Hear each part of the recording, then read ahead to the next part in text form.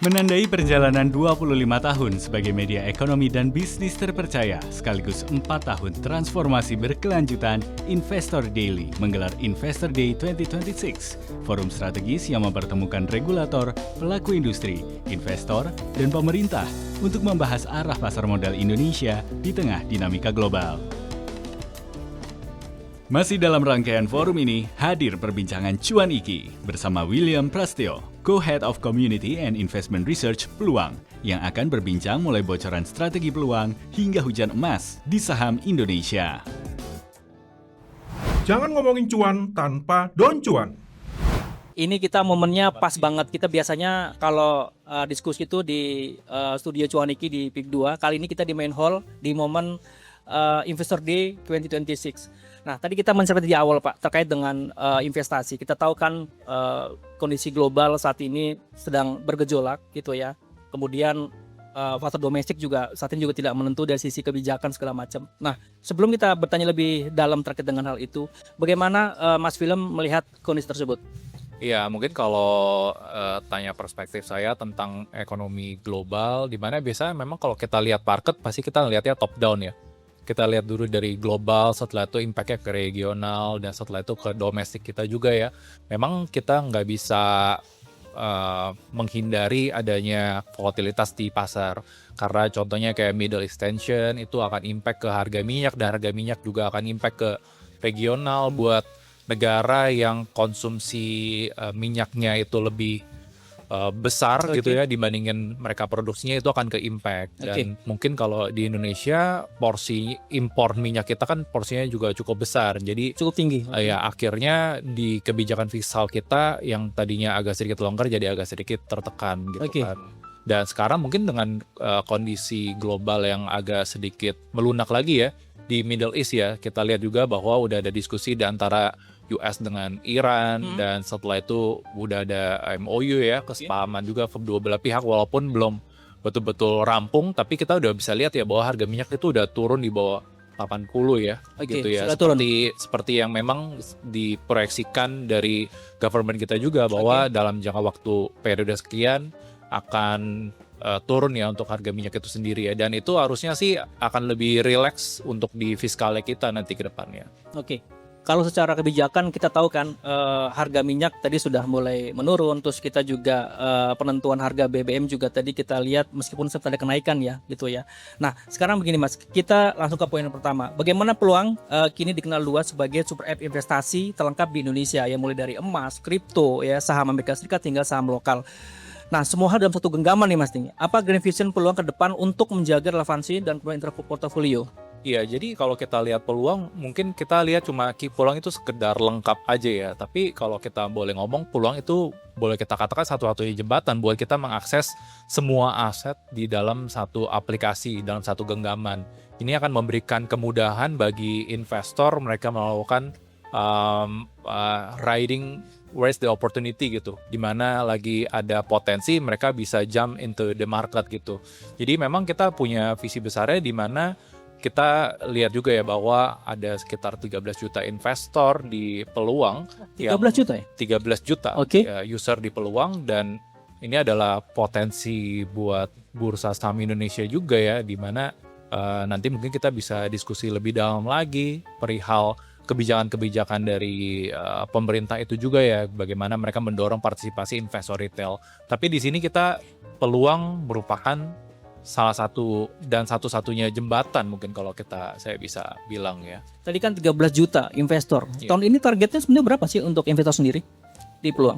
Untuk targetnya sendiri. Tadi kan 13 juta investor ya. Tahun ini mungkin punya target sendiri itu berapa? Iya, pastinya kita harus melihat volatilitas di pasar juga ya, terutama di pasar domestik dan juga terutama di mungkin di market yang global gitu. Jadi sebagai gambaran aja, dalam 1 bulan pertama kita launching untuk saham Indonesia, itu udah ada sekitar 60.000 user gitu ya. 60.000 user, mereka mulai melakukan registrasi di akun peluang ya, dimana kita juga melihat bahwa migrasi dan animo user base ya kita terhadap untuk pasar Indonesia itu sangat baik. Kalau kita bisa lihat dalam jangka waktu 1 bulan ya, kita bisa meraih that number gitu. Oke, berarti di tengah dinamika pasar ya, dinamika global, domestik yang kita tahu bersama ya, kan cukup berfluktuasi. Ternyata itu sepertinya tidak mempengaruhi investor untuk masuk berinvestasi, Mas ya? Iya, saya lihat sih seperti itu ya. Maksudnya kalau kita lihat dari kacamata user base yang ada di peluang, mereka kan mungkin berinvestasi di aset-aset lainnya gitu ya. Oke. Dimana aset saham Indonesia lagi dalam fase yang valuasi yang bisa kategorikan cukup murah. Oke. Jadi pasti kan persepsinya investor-investor itu mulai mencari opsi lain di mana mereka bisa mendulang cuan kan, Oke, gitu. Di mana mendulang ada cuan. opportunity-nya gitu. Dan sekarang kalau kita lihat sekarang ada opportunity-nya gitu untuk di saham Indonesia. Semuanya Oke. lagi murah, semua lagi dijual murah gitu. Di mana ada quotes juga kan, kalau lagi hujan emas kita jangan lupa buat pakai buat menangkap emas itu gitu. Menangkap emas. Ya jarang-jarang hujan emas gitu. Oke. Ya mungkin kalau di kondisi sekarang ya lagi ada hujan emas di mana harga sahamnya lagi terkoreksi. Kita tahu perusahaan-perusahaannya bagus dan perusahaannya juga cukup sehat ya di Indonesia, cuma karena masalah liquidity aja di Indonesia ya it's an opportunity buat investor retail yang tadinya mungkin berinvestasi di aset-aset lain yang sekarang di harga yang udah cukup tinggi, Oke. which is aset-aset global. Setelah itu mereka mulai switching ke aset Indonesia. Oke. Dengan fleksibilitas memegang berbagai kelas aset bersamaan, bagaimana peluang memandu penggunanya untuk bisa melakukan diversifikasi yang cerdas dan menavigasi di antara pasar yang terus berubah saat ini? Ya, nah ini penting sekali nih tentang diversifikasi ya, di mana market harus dan pelaku pasar tuh harus melihat di mana ada opportunity. Tapi di sini juga kita selalu mengedepankan bahwa kita sulit buat timing the market. Oke, timing the market. Momen yang paling bagus, momen yang paling bottom di market. That's why kalau harganya udah mulai under value, kita sarankan sebetulnya melakukan DCA ya, dollar DCA. averaging, kayak setiap 1 bulan atau periodically kita udah mulai mengambil posisi di dalam aset tersebut yang Oke. masuk dalam kategori dan parameter kita dalam berinvestasi Oke. gitu. Dan karena sekali lagi sulitnya untuk kita timing the market, ya salah satu cara yang paling baik adalah kita terus cicil aset-aset yang lagi murah. Nanti pasti ada satu masanya atau ada satu saatnya lagi aset itu mulai diapresiasi dan mulai dihargai pasar. Dan disitulah sebetulnya keunggulan kita sebagai investor. Dan diversifikasi di peluang bisa begitu majemuk ya. Oke. Karena kita ada berbagai macam aset dan tujuannya kita menghadirkan aset itu adalah supaya investor-investor bisa mendapatkan akses dan opportunity biar mereka bisa mendulang cuan di aset-aset yang lagi trending gitu di Oke. market. Jadi bisa dikatakan kalau kita ingin berinvestasi sebetulnya kita jangan melihat jangka pendek ya untuk melihat pergerakan situasinya saat ini gitu. Jadi kita Betul. berpikir jangka panjang aja begitu ya. Iya, kita harus melihat investasi, harus kita lihatnya jangka panjang, jangka pendek pasti ada volatilitas karena berbagai macam katalis dan faktor-faktor yang ada ya. Sedangkan dalam volatilitas tersebut sebetulnya ada opportunity kita, tergantung kita lagi pegang cash atau lagi pegang aset. Tapi di sini yang kita kedepankan adalah melakukan dollar cost averaging atau mulai mencicil aset-aset, jangan langsung lamsam semuanya gitu. Betul. Ya. Karena kita nggak akan pernah tahu apakah aset tersebut akan anjlok lagi atau sebetulnya aset tersebut udah mulai bottoming gitu. Oke. Kita nggak akan pernah tahu tuh momentum Betul. tersebut. Nggak ada seorang pun di dunia ini yang tahu Betul. posisi the bottom of the market. Oke. Ya mungkin dia bisa menebak tapi most likely it's just luck lah ya. Oke. Kayak ya cuma sesekali aja mereka bisa menebak bottom of the market gitu. Tapi most of the time mereka nggak bisa menebak bottom of the market. Jadi Intinya cara jangan paling panik wise ya. adalah hal tersebut. Gitu. Intinya jangan panik ya ketika ada dinamika yang begitu masif misalnya di dalam negeri atau internasional dia gejolaknya, kita nggak boleh panik dulu ya, intinya Yes. seperti itu ya. Iya betul, kira-kira Oke. seperti itu. Kemudian peluang kini kan berevolusi menjadi jembatan langsung antara investor retail dan emiten. Nah, bisa diceritakan bagaimana ekosistem komunitas peluang berperan dalam memberikan exposure yang lebih kuat dan real bagi perusahaan ke pasar retail. Iya, jadi kita melihat sebuah opportunity ya di sini ya, di mana peluang mungkin menjadi satu-satunya yang punya diferensiasi di antara exchanger atau broker lain ya. Kita punya visi bahwa visibility emiten dan corporate yang ada di Indonesia, listed company di Indonesia, mereka harus punya exposure yang besar juga terhadap investor retail. Oke. Oleh karena itu kita akan mengedepankan visibility, keterbukaan informasi tersebut ke partisipasi investor retail, di mana mungkin kebanyakan dari broker ya atau beberapa dari emiten mereka cuma membuat atau memperlakukan go public sebagai exit liquidity atau exit dari bisnisnya mereka. Oke. Tapi kita harus berpikir lebih panjang lagi bahwa IPO is just a starting point. Oke. Kedepannya ada banyak sekali aksi-aksi korporasi dan investasi dan bisnis yang berkelangsungan jangka panjang buat emiten itu sendiri. Contohnya, mereka bisa raise fund lagi atau mereka bisa melakukan ada emisi efek yang mereka keluarkan lagi. Kan itu pasti mereka harus membuktikan kepada investor pasif yang mereka dititipkan uangnya di situ. Oke. Ya, mereka harus membuktikan bahwa mereka care terhadap investor pasif tersebut. Yang which is dalam hal ini investor retail kita yang berpartisipasi di pasar saham, kita adalah investor pasif. Kalau melihat investor pasif itu, Mas Philip melihatnya cukup tinggi nggak saat ini? Investor Pasif. pasif. Ya. Di Indonesia ya mungkin nggak terlalu baik ya partisipasinya ya. Oke. Iya, maksudnya investor-investor tersebut banyak yang mereka pikirannya trading aja gitu. Padahal sebetulnya kan mereka harusnya keep buying in the market gitu kan. Oke. Kemudian Mas Philip, bagaimana peluang meracik materi edukasi lintas platform agar komunikasi emiten tidak hanya sekedar corporate jargon aja nih, tapi benar-benar bisa dipahami dan diapresiasi nilainya oleh retail? Iya, jadi kita secara reguler dan berkesinambungan ya, kita melakukan edukasi-edukasi yang ada di pasar terhadap sentimen-sentimen yang ada di pasar nih gitu. Jadi kita ada makro podcast yang kita open juga ke publik. Setelah itu kita juga ada community-nya di mana Peluang Plus member kita edukasi secara mendalam tentang kondisi pasar market yang terupdate. Kalau misalkan mereka udah mulai harus switching, kita bisa memberikan sebuah tesis investment tesis tertentu bahwa oh ya it's a good time tuh buat mereka buat switching atau it's a good time buat mereka buat tetap stay dulu in the market gitu.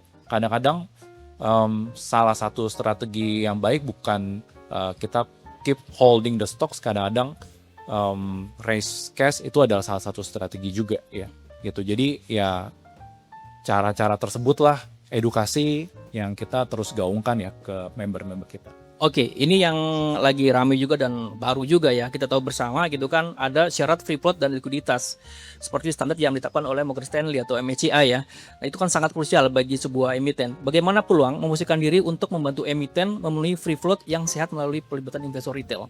Nah, ini salah satu topik yang cukup menarik dan salah satu yang mungkin di-highlight juga dari investor-investor luar terhadap mungkin pasar yang ada di Indonesia. Jadi MSCI tersebut memang mereka punya outlook yang bisa dibilang kemarin cukup volatile di market Indonesia. Gitu ya.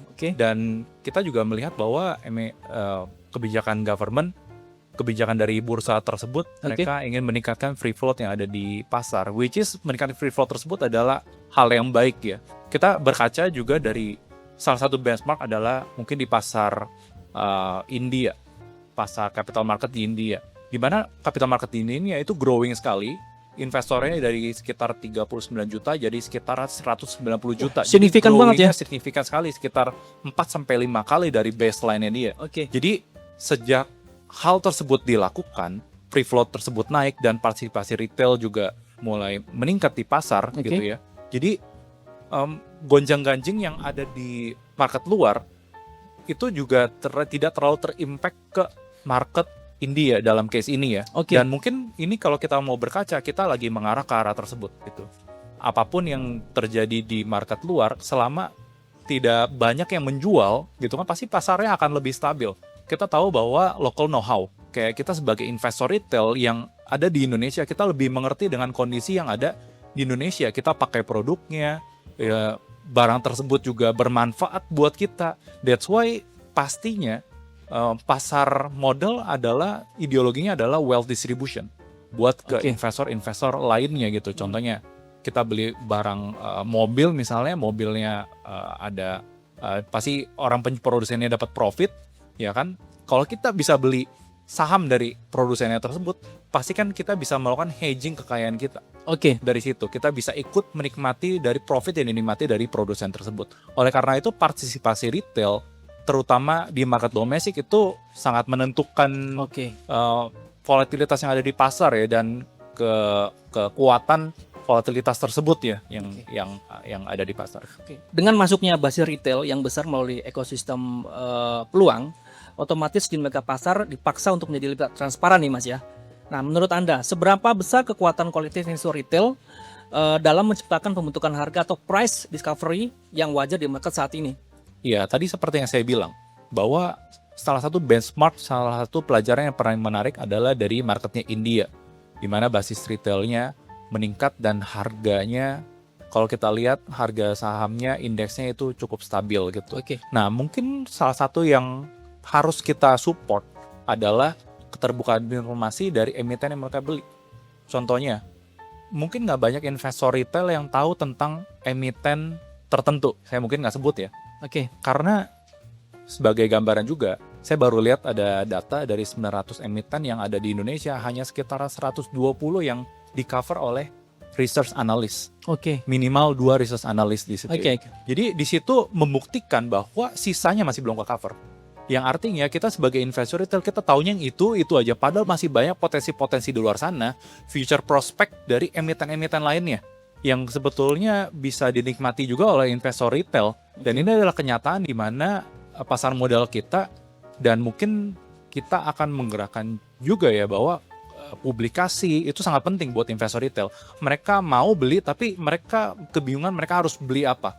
Oleh karena itu kebanyakan dari investor retail mereka memiliki kiblat ke influencer ya, which is nggak salah juga. Iya. Ke sana mereka melakukan keterbukaan informasi. Nah, kita akan mendorong keterbukaan informasi tersebut menjadi sifatnya lebih masif dan lebih besar lagi, dan publikasinya mungkin lebih majemuk lagi ya pendistribusiannya, seperti itu. Oke, kita langsung bicara soal pasar modal nih Mas, yang tadi kita sampaikan di awal juga.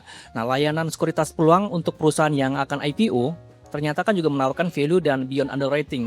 Nah, apa saja layanan ekstra esensial dari peluang yang justru sering terlewatkan oleh sekuritas tradisional? Ya, jadi kalau kita melihat standpoint-nya peluang dibandingin sekuritas-sekuritas tradisional, ya sekali lagi kita melihat sebuah bisnis yang lebih berkelanjutan, sustainable untuk kedepannya. Sebagai contoh, perusahaan tersebut IPO, kita berharap perusahaan-perusahaan yang IPO tersebut bukan sebagai asetnya dari perusahaan mereka. Setelah itu mereka mendapatkan fresh money, setelah itu udah mereka diem aja. Kita harus make sure bahwa perusahaan tersebut mereka melakukan berkesinambungan, financing berkesinambungan. Setelah itu pastinya juga keterbukaan informasi, and then seperti kayak company visit itu salah satu yang menurut saya sih cukup wajib ya dilakukan oleh emiten gitu ya. Jadi kita mungkin sebagai jembatan yang bisa memberikan jasa tersebut ya, antara investor retail dengan issuer atau emiten. Jadi mereka bisa dapat visibility. Nah, mungkin kedepannya kita akan ke arah situ. Nah, salah satu daya tarik dari peluang adalah bagi calon emiten adalah dukungan dari branding building nih Mas nih. Mengingat persepsi publik sangat menentukan kesuksesan saat listing nih. Nah, bagaimana pendekatan komunikasi peluang dalam mengawinkan ya profil perusahaan dengan masa retail Anda? Iya, jadi kita lihat ya bahwa salah satu platform yang kita miliki gitu ya, basisnya udah pertama 13 juta pengguna. Setelah itu sosial media kita yang juga cukup masif dan diapresiasi oleh para pecinta sosial media ya. Itu adalah salah satu channel kita untuk menyuarakan dan mempublikasikan prospek dan apa yang sedang dikerjakan oleh emiten-emiten untuk kedepannya gitu. Dan itu adalah channel-channel yang legit dan kita juga bisa bekerja sama dengan beberapa pihak lainnya gitu ya untuk mempublikasikan emiten tersebut atau prospek-prospek perusahaan tersebut di channel yang lebih masif gitu, lebih broad. Oke, kita lanjut ke pertanyaan berikut ya Mas ya. Bagaimana Anda meyakinkan perusahaan skala menengah hingga besar bahwa melakukan IPO dengan dukungan peluang akan memberikan keunggulan komunikasi strategis yang tidak bisa didapatkan dari tempat lain nih Mas? Bagaimana untuk meyakinkan mereka? Iya, tadi mungkin yang seperti saya sempat Sampaikan di awal ya. sampaikan juga di awal bahwa kita punya sosial media, kita punya basis user dan average transaction usernya juga tinggi di peluang, dan itu yang pastinya dibutuhkan oleh emiten-emiten untuk menyebarkan future projectnya mereka ya, gitu, katalis-katalis yang baik. Pasti kan itu yang ditunggu oleh para investor gitu ya. Oke. Dan kita juga jangan cuma berpikir dari basisnya kita, pasti dari basis investornya kita, mereka punya relatif, mereka punya teman, mereka punya lain sebagainya. Mereka pasti kalau gaungnya, amplification-nya itu masif, pasti ada teman mereka yang akan bertanya satu sama lain juga, dan Oke. mulai ada diskusi-diskusi yang sifatnya lebih sehat. Dan diskusi itulah yang sifatnya organik ya, yang kita Oke. kita ingin itu terjadi juga. Hmm. Bukan cuma kita ngegosipin tentang satu hal public figure tertentu gitu ya, tapi ya well kita harus ngegosipinnya tentang saham, tentang future, tentang visi, tentang Oke. katalis-katalis tertentu yang bisa meraih cuan di dalamnya gitu. Oke. Nah, itulah mungkin ada something yang kita bisa stimulate, tapi ada bagian yang dimana sifatnya juga akan ada organic movement di masyarakat retail sana. Oke, Mas, ini kita tahu ya, ini kita balik lagi dari ke awal terkait dengan iklim investasi gitu kan. Kita tahu kan dinamika global yang sangat berfluktuasi gitu kan, terus domestik juga itu kan juga kadang menjadi perhatian terhadap sejumlah investor gitu kan. Nah, kalau melihat dinamika yang ada saat ini, global maupun domestik gitu kan, apa gebrakan peluang selanjutnya di ke depannya? Iya, sekali lagi ya, kerjasama dengan emiten, walaupun sebetulnya ada banyak PR yang harus dilakukan oleh bursa, tapi ada bagian yang mungkin kita tidak bisa kontrol. Kita Oke. harus fokus sama something yang kita bisa kontrol dan Oke. something yang bisa kita usahakan. Nah, dalam hal ini publikasi dalam ranah kita adalah ranah yang bisa kita lakukan secara masif gitu ya. Masalah kebijakan, masalah tadi saya sempat bilang juga bahwa coverage buat emiten-emiten itu harus ditingkatkan lagi. Itu adalah bagian kita sebagai broker untuk mempublikasikan research tersebut, katalis-katalis yang ada, terus investor retail juga ada nuansanya dan merasa ada presence-nya di emiten tersebut. Nah, itu yang akan kita lakukan untuk kedepannya. Oke, ini kan sudah masuk semester 1 ya Mas ya. Dan kita menyisakan tinggal 1 semester lagi menjelang akhir tahun gitu. Mungkin untuk target sampai dengan akhir tahun untuk ngejar investor itu targetnya berapa Mas sampai dengan akhir tahun? Kita sebetulnya dari segi target itu sifatnya internal. Internal ya, oke. Iya, dan kita juga kita mesti lihat kondisi pasar ya, dan Oke. kondisi market secara keseluruhan. Dan kita nggak bisa langsung mendefine Oke. numbersnya adalah di level sekian gitu. Sebagai gambaran aja, once kita bergerak masif Oke. dalam 1 bulan terakhir 60.000. Jadi 60 ribuan ya? jadi kalau kita mau ambil numbers yang lebih flat dan kita annualize, ya 6 dikali 60.000. Oke. Ya, secara organik ya yang kita lakukan.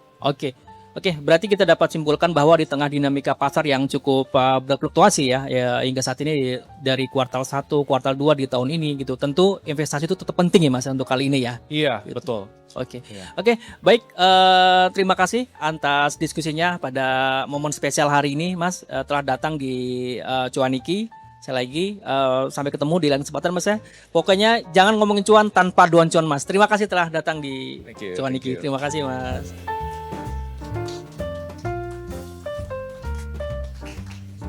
Oke. Jangan ngomongin cuan tanpa Don Cuan.